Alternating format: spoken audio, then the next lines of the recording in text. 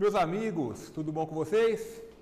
Sou o professor José Eduardo, vim aqui trabalhar com vocês a ideia envolvendo a contestação trabalhista. Vamos trabalhar aí um pouco essa estrutura da defesa trabalhista, da contestação trabalhista, meus queridos. Nós vamos ver que, na realidade, uma contestação trabalhista ela possui praticamente a mesma estrutura que as demais petições, sejam elas iniciais ou petições não iniciais, perfeito? Nós sempre vamos começar a nossa petição inicial, ou melhor dizendo, a nossa contestação trabalhista, com o nosso endereçamento. Teremos aí a qualificação das partes, não é? Os fatos, fundamentos e o pedido. Isso não muda. A nossa contestação trabalhista também terá todos esses pontos. Talvez em algum determinado ponto desse eu mude a nomenclatura, perfeito? Nós vamos ver aqui que os fatos ele é tratado na petição, na contestação, melhor dizendo, de uma outra forma, perfeito? Mas o endereçamento vai existir, a qualificação é feita de uma forma distinta, perfeito? E os fatos e a fundamentação jurídica, principalmente a fundamentação jurídica, ela é trabalhada de uma forma mais sistemática, ela é trabalhada de uma forma mais esmiuçada, mais direcionada e mais específica. Vamos ver que a contestação, neste ponto, ela acaba se tornando um pouco mais longa. Não que seja mais difícil, meus queridos, mas ela acaba sendo mais longa. Perfeito? Então vamos lá, vamos começar a falar um pouquinho dessa contestação do ponto de vista do direito do trabalho, do direito processual do trabalho, inclusive. Pois bem, em que momento é oferecida a defesa em um processo trabalhista? Estabelece o artigo 847 da CLT que, no momento da audiência, inicialmente as partes terão uma rodada, digamos assim, de conciliação. O momento em que será oferecida uma proposta de conciliação, que é o primeiro momento na audiência trabalhista em que se discute a possibilidade de um acordo entre as partes. Não havendo acordo entre as partes, a reclamada, que é a parte contrária, que é a ré, ela terá o prazo de até 20 minutos para produzir oralmente a sua defesa. Meus queridos, é uma situação comum? Não, não é. São poucas situações em que o reclamado, ele produz a sua defesa, ou melhor dizendo, a sua contestação oralmente em audiência trabalhista. Normalmente, as contestações são feitas por escrito, ok? E são repassadas ao juízo. Isso já era muito antes, né, da reforma trabalhista da Lei 13.467. A Lei 13.467 de 2017 vem estabelecer que a contestação, a defesa também poderá ser escrita em sede de processo judicial eletrônico, em sede de PJE, e ela tem que ser entregue até antes da audiência.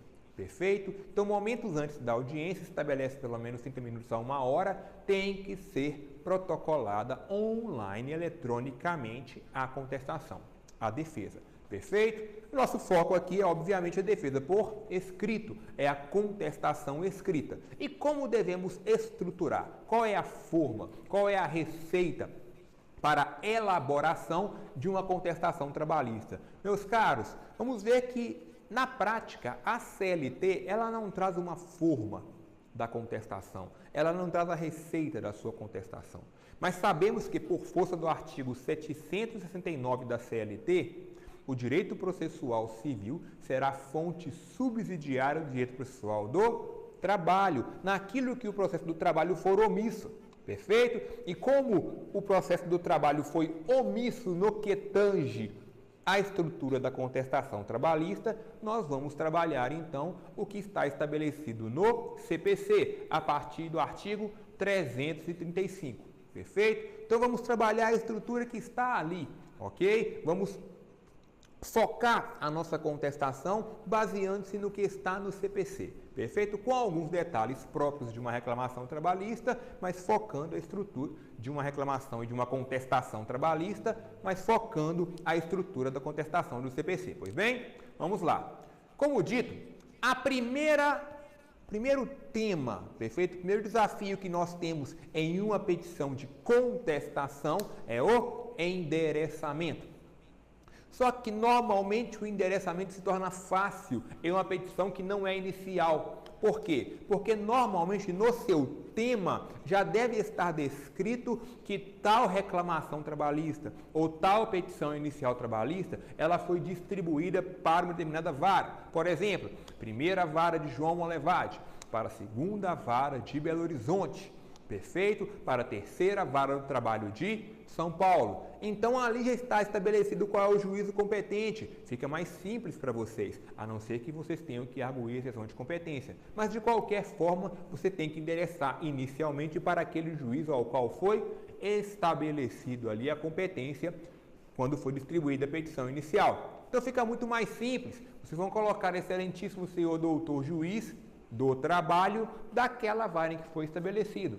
Ou douto juízo federal, ou douto juízo do trabalho daquela vara em que foi estabelecida. Então fica bem simples a estrutura da contestação no seu início, no que tange ao endereçamento. Após o endereçamento, não se esqueçam de identificar o número do processo, meus queridos.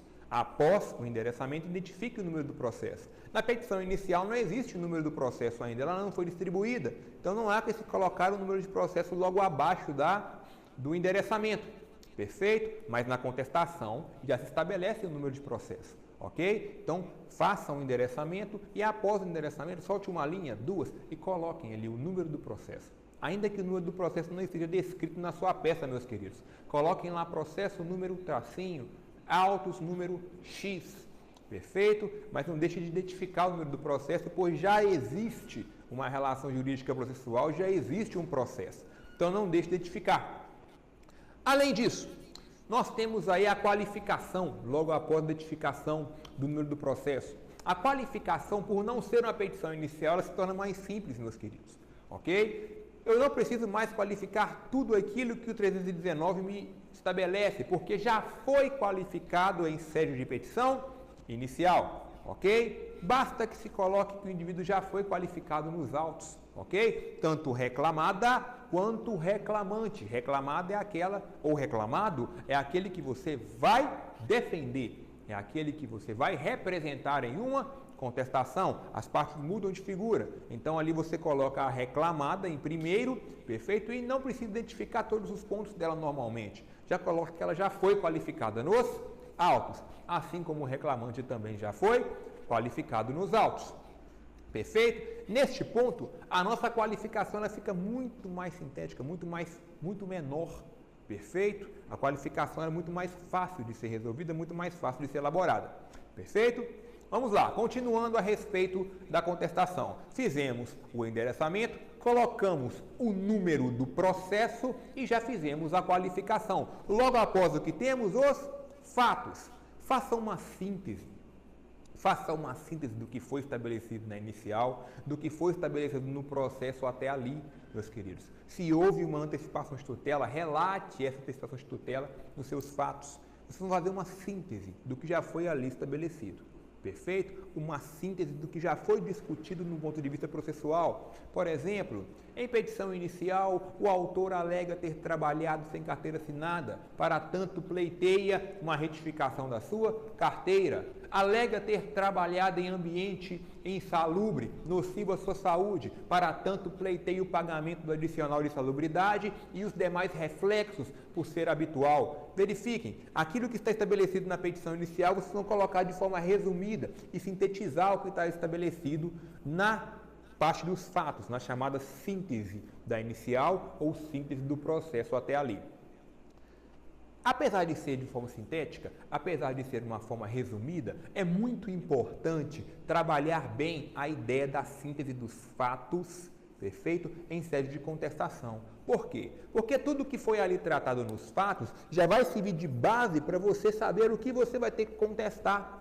Ok? Todos os pedidos que o autor elencou em sua petição inicial, é importante que você elenque na síntese da sua inicial, quando você for fazer a peça de contestação, porque você já vai bater o olho ali nos pedidos que foram feitos e já vai imaginar o que deverá ser trabalhado em sede de contestação. O receio é que você deixe de tratar algo importante nesta síntese da inicial, perfeito?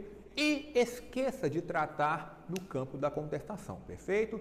Uma síntese de inicial não quer dizer que é uma descrição de fatos em qual se ouvida alguns detalhes principais. Você tem que colocar os detalhes principais, mas de uma forma resumida, perfeito? Faça a síntese da inicial, né, no local dos fatos, faça a síntese da inicial. Faça a síntese do processo para que você possa trabalhar agora de fato o que você vai contestar. Relembrando, endereçamento, número do processo, qualificação das partes e uma síntese da inicial, uma síntese do processo. O que foi pleiteado, o que foi alegado nos fatos, perfeito? Vai ser colocado nesta síntese.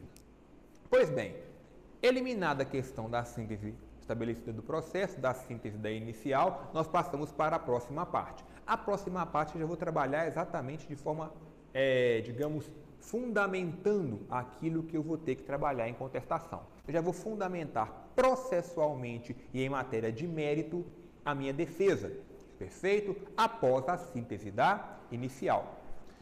Esta fundamentação, esta defesa de fato, ela se divide em 3 itens. Não quer dizer que todos os itens estarão descritos e observados no seu tema. Você terá que fazer uma leitura do seu tema e verificar se ali existe algum ponto em algum item a ser tratado. Pode ser que não exista, como pode ser que exista. Pode ser que exista mais de um, perfeito? Pode ser que exista mais de 2. Então você tem que tomar cuidado ao fazer a leitura do seu tema. Quais são esses itens, queridos? Quais são essas divisões que nós temos que tratar em matéria de contestação? Inicialmente, temos as chamadas preliminares. Perfeito? Temos as preliminares. Tomem cuidado, meus queridos, se no tema ali estabelecido existe alguma preliminar a ser tratada. Perfeito? O que provavelmente, não em todas as situações, perfeito? Provavelmente poderá provocar a extinção do processo sem julgamento do mérito, nos termos aí dos artigos do CPC, ok? Então tomem cuidado com essa ideia. Inicialmente verifiquem se existe alguma preliminar. Talvez o indivíduo deixou de fazer algum pedido. Talvez ele fez um pedido, mas este pedido não foi esclarecido do ponto de vista da sua liquidez, da sua determinação. Talvez não foi um pedido certo, o que enseja aí a possibilidade de uma preliminar. Talvez o juízo ele é incompetente, o que enseja uma outra preliminar. Nós conhecemos as preliminares de contestação no próprio CPC, ali estabelecido no artigo 337. Então verifique se no seu caso concreto, ao ler o seu tema, não está ali estabelecida alguma preliminar que está ali própria no artigo 337. Perfeito? Tomem muito cuidado com isso, verifiquem as preliminares do artigo do CPC e contraponha com o seu tema, se existe alguma preliminar a ser trabalhada. Lembro que na época que eu fiz a minha peça da OAB, só na minha peça da OAB existiam 6 preliminares a serem tratadas. Perfeito? E cada preliminar valia uma certa pontuação, obviamente. Então tome cuidado com isso. Talvez você enxerga uma preliminar e acha que ali se exauriu. Não, leia todo o seu tema. Pode ser que conste ali 2, 3, 4 preliminares para serem tratadas. Perfeito? Então tome muito cuidado e verifique no caso concreto. Ultrapassei as preliminares, não se esqueça. Encaixado uma preliminar, faça o pedido próprio da mesma, perfeito? Se existe alguma inépcia da inicial, se existe uma falta de pedido, faça o pedido correspondente, extinção do processo sem julgamento do mérito, ok? Não se esqueça de fazer o pedido correspondente àquela preliminar. Não só alegue, não só argua, mas também faça o pedido consentâneo àquela preliminar que você ali estabeleceu, ok? Ultrapassada a ideia das preliminares, vamos às chamadas prejudiciais de mérito. As chamadas prejudiciais de mérito. Gente, quais são as famosas prejudiciais de mérito que temos que tratar? A prescrição e a decadência. Perfeito? Decadência em série trabalhista ela é muito mais complexa de enxergar no caso concreto. São poucas as modalidades de decadência, de prazos decadenciais na ótica processual trabalhista. Mas a gente tem que tomar muito cuidado com a prescrição trabalhista. Está lá no artigo 7º da Constituição. Nós temos dois tipos de prescrição. A prescrição bienal, relativa à extinção do contrato de trabalho. Lembram? Uma vez extinto o contrato de trabalho, só poderá ser pleiteada, ajuizada uma ação para pleitear direitos ali inerentes até 2 anos após a extinção. E a principal delas, que sempre tem que ser observada, que é a prescrição quinquenal. A prescrição quinquenal é aquela relativa aos direitos que estão ali pleiteados. Perfeito? Se eu tenho pagamento de verbas a serem estabelecidas, elas serão pagas durante o prazo de 5 anos, a contar da data do ajuizamento da ação. Perfeito? Todas as verbas que ultrapassarem o prazo de 5 anos, que forem anteriores a 5 anos, estarão prescritas. Então, não esqueçam de tratar a prescrição quinquenal e a prescrição bienal. Em quase todas as situações de contestação, pelo menos a prescrição quinquenal tem que ser levada a cabo. Perfeito? Então, não se esqueçam da prescrição e, se for o caso, da decadência em sede de prejudicial de mérito. Lembrando, meus queridos, como o próprio nome diz, prescrição e decadência julga-se mérito. Não peça a extinção do processo sem resolução do mérito, pois a prescrição e a decadência julgam mérito, ok? Como o próprio nome diz, é uma prejudicial de mérito. Então, tomem cuidado com isso. Verifiquem também se há alguma prejudicial a ser arguída, a ser trabalhada na situação específica, ok? Terminadas preliminares, terminada a prejudicial de mérito, passamos ao mérito. A matéria de fato ali discutida.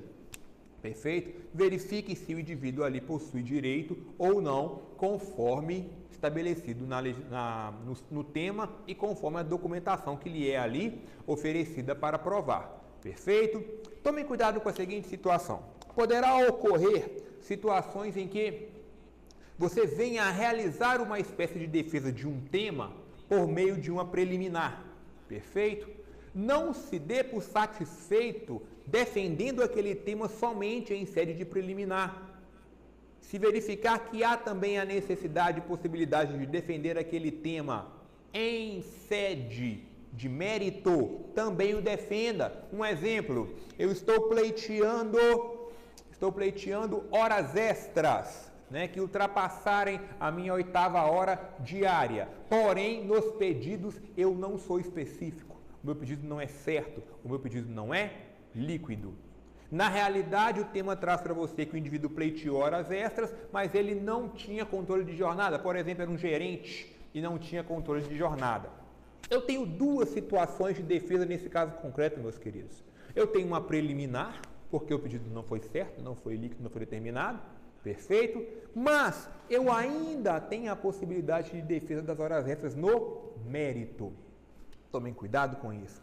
Um grande princípio da contestação é o princípio da eventualidade da impugnação, especificada também como um outro princípio. Se, no caso, houver a possibilidade de defender o mesmo tema em 2 situações, defenda o mesmo tema em 2 situações. Utilize toda a sua matéria de defesa quando for fazer a contestação. Não se paute em somente uma tese de defesa, mas em todas as teses que forem necessárias, que forem úteis para o seu caso. Se for discutir o tema em preliminar e em prejudicial de mérito e for possível rediscutir o tema no mérito, rediscuta o tema nas 3 situações. Se haver possibilidade de defender nas 3 situações, defenda nas 3 situações. Ok? No mérito você vai contrapor tudo aquilo que foi pleiteado pelo reclamante em sua petição inicial. E ao final você vai pedir a improcedência desses pleitos que estão ali narrados. Perfeito? Porque ele não vai ter razões fáticas, razões jurídicas de existir ou de serem consumados. Perfeito? O mérito você vai contrapor o que for de direito ali estabelecido pelo reclamante. Ok?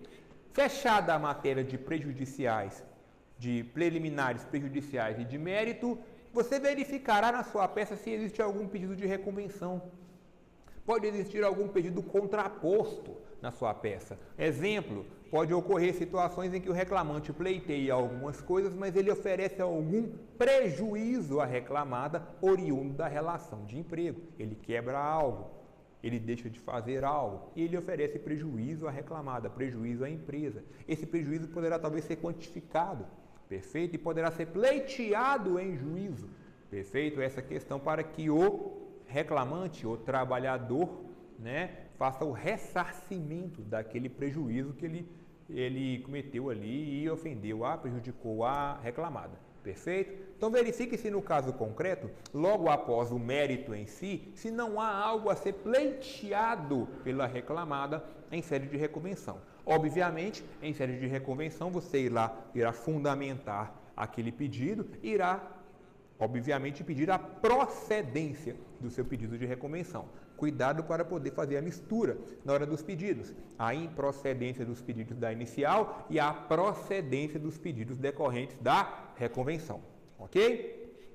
Terminada a ideia de reconvenção, perfeito? Eu coloquei aqui pedidos, meus queridos, mas dentro da ideia de reconvenção, não se esqueçam, vocês têm que colocar os fatos que sujeitam a reconvenção, a fundamentação jurídica da reconvenção e daquilo que está sendo pleiteado e o pedido ao final de procedência.